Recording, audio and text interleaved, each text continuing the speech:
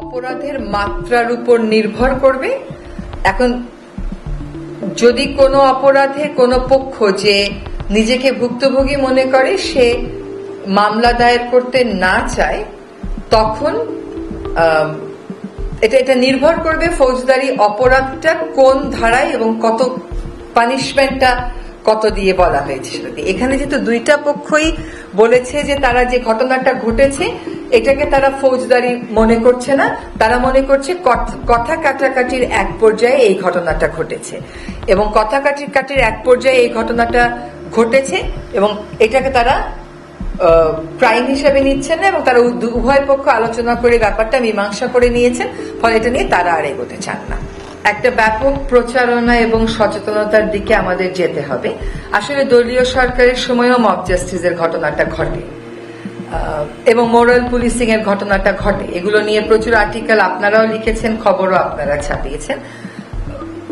আমাদের কাছে মনে হয় যে যেহেতু পূর্ণ উদ্যমে যদি যখন আমাদের আইন শৃঙ্খলা রক্ষাকারী বাহিনীরা নেমে যাবেন তখন হয়তো এই সমস্যাটার মাত্রাটা কমে আসবে।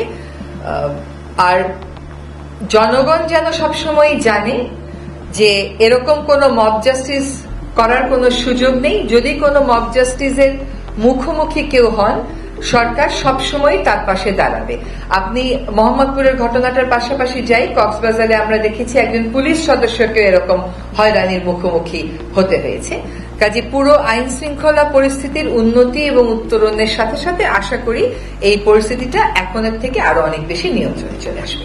আইন শৃঙ্খলার কাঙ্ক্ষিত মাত্রায় উন্নতি বা জনগণ যেমন একেবারেই বা আমরা সকলেই যেমন একেবারেই খুব শান্তি শৃঙ্খলার পরিস্থিতি চাই, সেরকম শান্তি শৃঙ্খলার দিকে উত্তরণে আমাদের আরেকটু সময় লেগে যাচ্ছে। তো আর কোন ঘটনা কোন কারণে ঘটছে অনেকেরই অনেক রকম ব্যাখ্যা থাকে, কিন্তু আসলে সরকারকে তো একটা পদ্ধতি মেনে যেতে হয়। সেই পদ্ধতিতে আমরা যে ঘটনাটা সত্য হিসেবে পাচ্ছি সেটাই আপনাদের সামনে তুলে ধরছি।